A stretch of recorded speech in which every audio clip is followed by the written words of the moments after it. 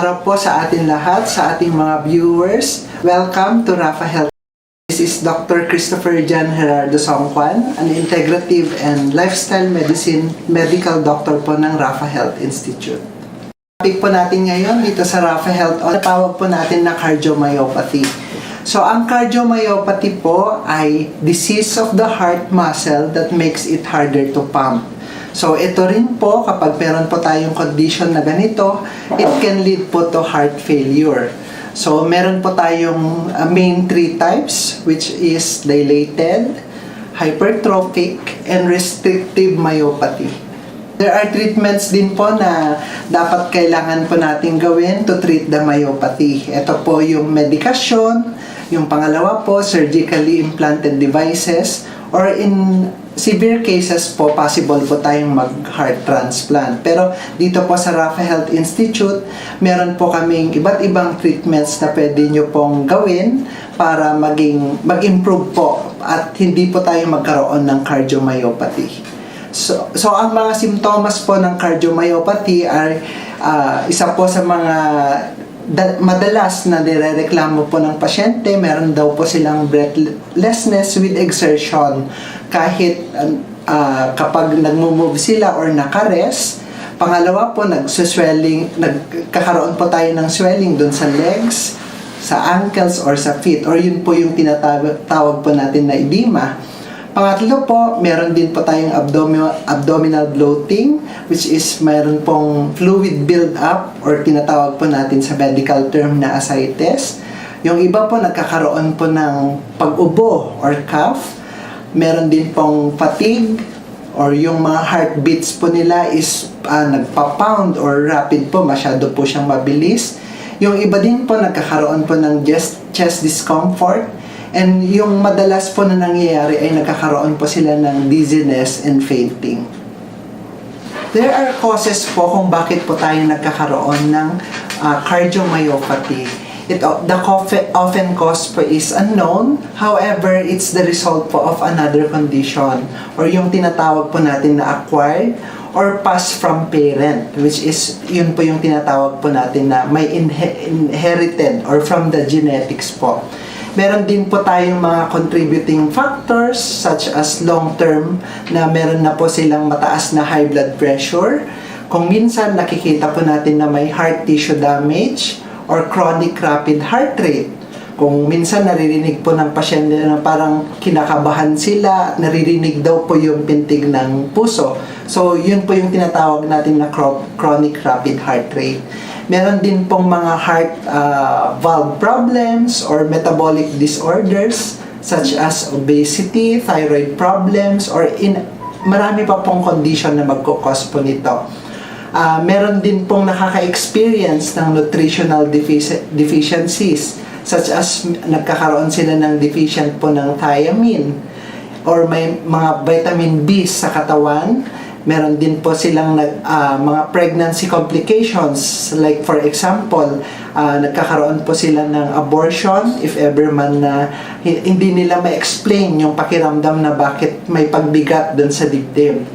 Yung iba, nakaka-affect din po yung pag-inom ng maraming alcohol or yung umiinom po dyan sa mga viewers po natin ng alcohol, dapat hinay-hinay lang po tayo. Yung iba na gumagamit din po ng steroids and at the same time yung mga nagpapa-chemotherapy or radiation na treatment po para sa mga may cancers.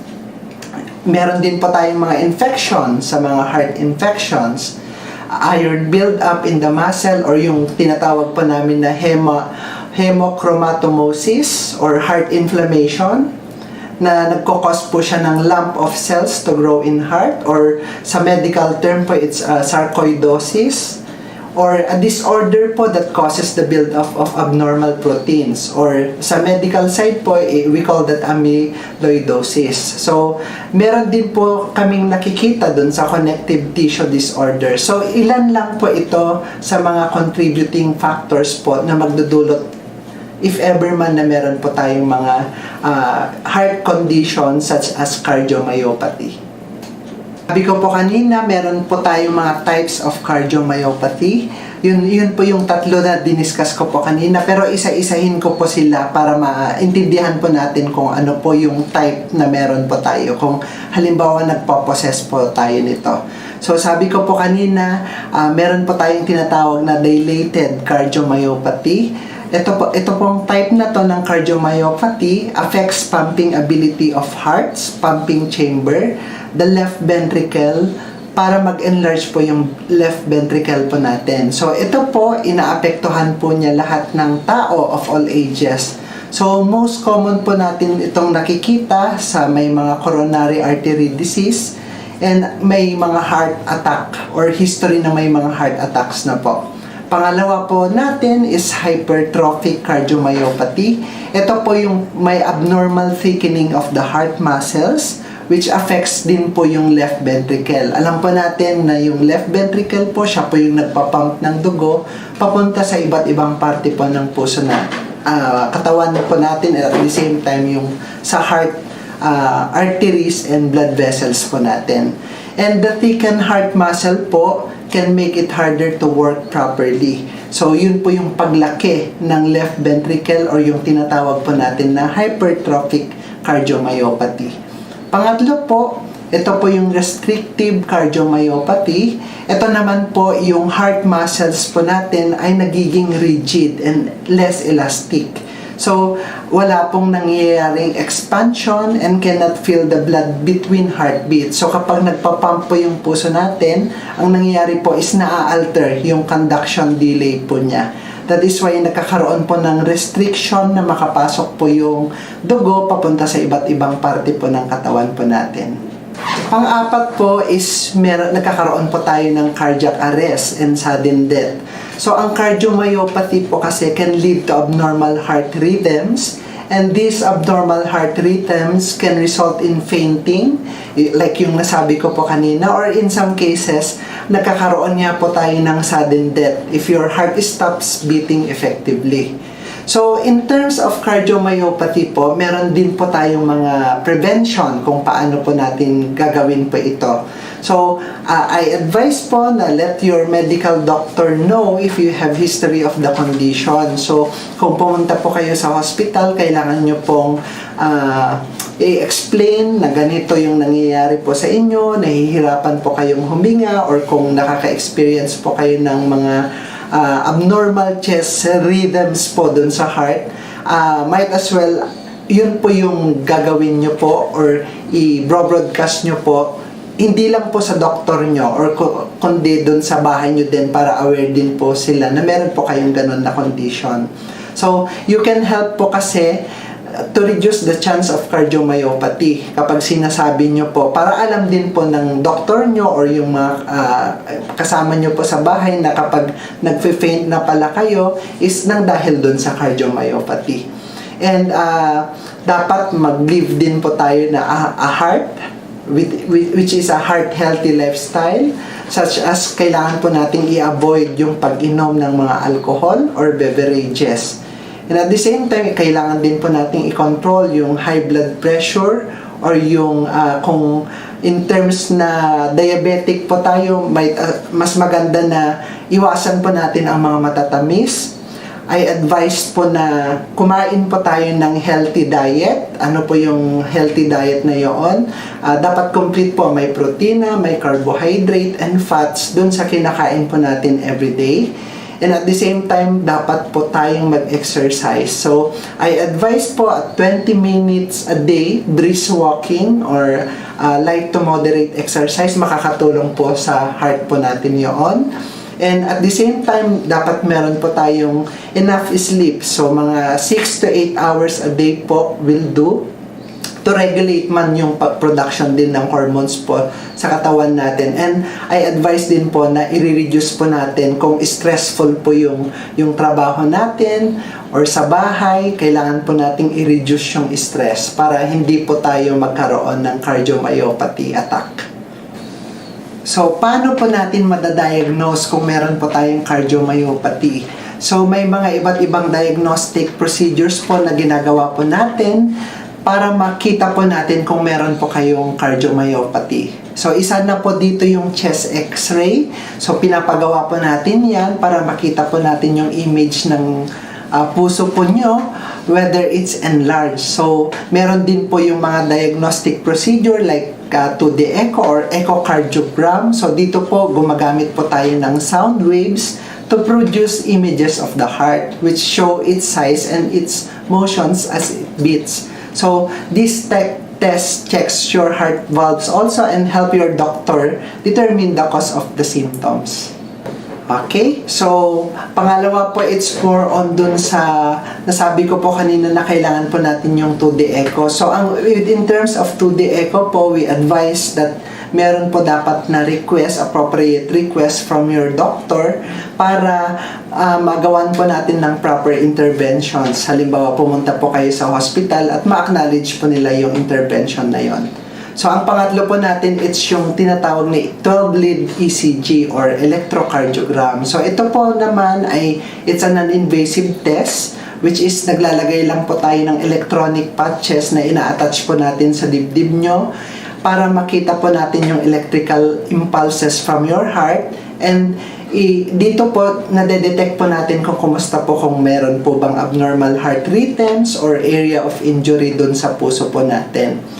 Aside from dun sa ECG po natin, ginagawa din po natin ang treadmill stress test. Kung minsan hindi natin natadiagnose through electrocardiogram, so ang treadmill stress test po ay makakatulong po sa inyo dahil dito po chine-check po natin yung heart rhythm, the blood pressure, and breathing are monitored while walking on a treadmill. So, ang ginagawa po ng doktor ay pinapagod po namin kayo para makita po natin kung hanggang kailan yung capacity ng heart nyo po para ma-determine po natin kung nagpro-provoke po ito ng abnormal heart rhythms.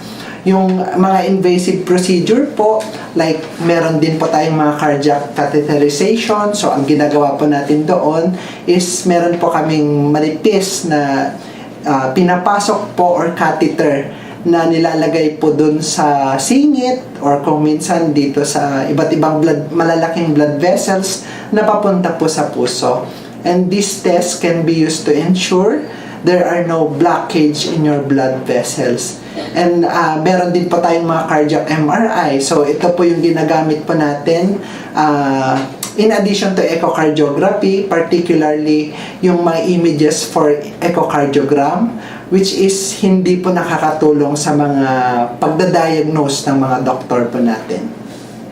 Okay, meron din po tayong ginagawang mga cardiac CT scan or mga iba't ibang blood test po na check po natin yung B-type or yung BNP or protein na pinoproduce po ng heart. So, kapag tumaas po ito, nagkakaroon po tayo ng heart failure. Yung iba po, nagpapagawa po ng genetic testing or screening. So, yung treatment po natin dito ay to manage yung signs po and symptoms to prevent yung condition po natin na mag-worsen and reduce our risk of complications. So, yung mga medications po, meron po tayong pre-prescribe na medication to improve heart's pumping ability or i-improve po natin yung blood flow, to lower down the blood pressure, slow your heart rate, yung i-remove po natin yung excess fluid from the body to keep blood clots from forming. So, meron din pong mga iba sa Amerika na gumagawa pa tayo ng mga surgically implanted devices such as implantable cardioverter defibrillator. So, minomonitor po nito ang heart rhythm po natin and delivers electric shocks when needed to control abnormal heart rhythms. Okay, yung iba po, meron din tayong mga ventricular assistive devices which is usually considered after a less invasive approaches which is unsuccessful po. Yung iba, nagpapalagay na po ng mga pacemakers. So, meron din po tayong mga non-surgical procedures which as septal ablation or radiofrequency ablation. So, yung iba po, nagkakandak po tayo ng surgery or septal myectomy ang tawag po natin doon, which is an open heart surgery. So, i-remove po natin yung part of the heart muscle na nag-i-improve po ng blood flow through the heart and reduces mitral valve regurgitation. Yung iba po nagpapakandak po ng heart transplant kung nagkakaroon na po yung parang problema or mga side effects na nangyayari po sa kanila within terms dun sa management. So, meron, aside from that po, ang Rapha Health Institute po, meron po kaming mga iba't ibang treatments na pwede pong namin kayong tulungan with that case. So, meron din po tayong mga lifestyle and home remedies such as kung nag-i-smoke po tayo, dapat i-quit po natin ang smoking. So, if you are overweight po, kailangan po natin mag-lose weight. And as much as possible, kailangan po natin kumain ng healthy, including variety of fruits and vegetables. And I will advise po yung whole grains as much as possible na kakainin po natin.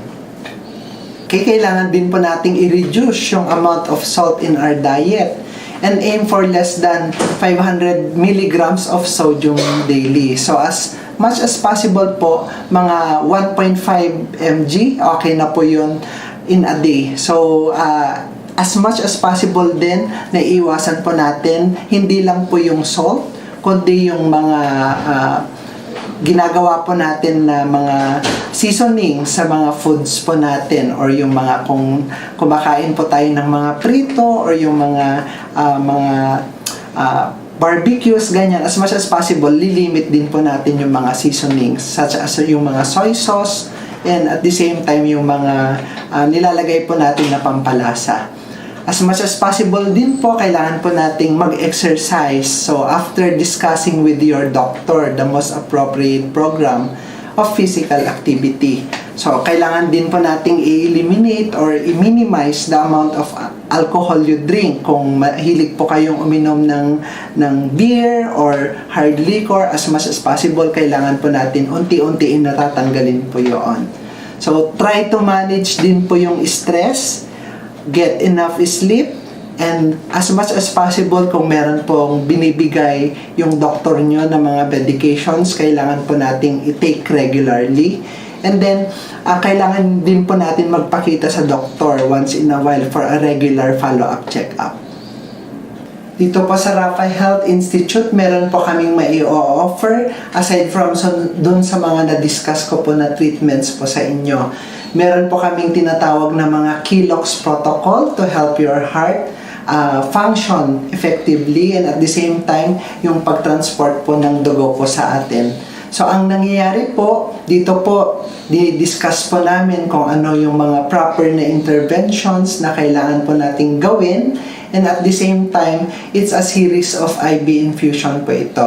So, I advise po na if nakakapunta po kayo sa mga clinics ng mga Rapha Health Institute or ibang branches po namin aside from sa main branch, I advise po na i-seek nyo po diligently yung doctor and at the same time i-express nyo po kung meron man kayong mga nararamdaman na hindi lang more on hypertension or diabetes or at the same time may mga ibang concerns dahil sabi ko nga po ang cardiomyopathy po na dinidiscuss po natin ngayon hindi dahil meron po kayong hypertension or diabetes kundi ito po ay unknown. So sabi ko po kanina meron po kaming treatment dito na pwede pong tumulong sa inyo such as yung Kelox protocol. Kung meron naman po kayong diabetes, we have diabetic protocol, so it's a series of IV infusion po to reverse yung condition nyo po para ma-acknowledge po natin and maayos po yung sistema po natin sa katawan.